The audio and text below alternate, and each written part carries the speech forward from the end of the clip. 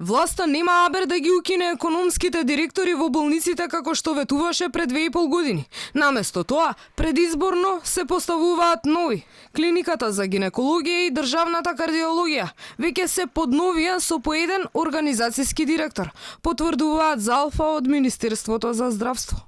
Согласно Законот за здравствена заштита, именувани се двајца ВД директори на Универзитетската клиника за гинекологија и акушерство и клиниката за кардиологија, а поради обемот на работа на клиниката и неопходноста од економски директор. Ама овие не се единствените клиники што ќе трошат по 1000 до 1500 евра месечно за економски директор.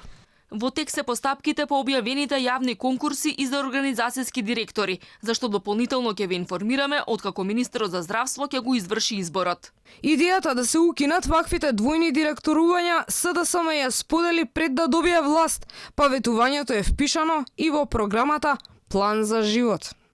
Ке ги укинеме економските директори и управните одбори во постоечките 27 универзитетски клиники, кои беа само финансиски товар. Дел од здравствените работници кои не сакаат да говорат пред камера коментираат оти економските директори служат за вдомување на партиски кадри, кои наместо да имаат контрола врз трошоците, ги зголемуваат долговите на клиниките. Во моментов има 12 економски директори, а речиси половина од нив се кадри на ДУИ.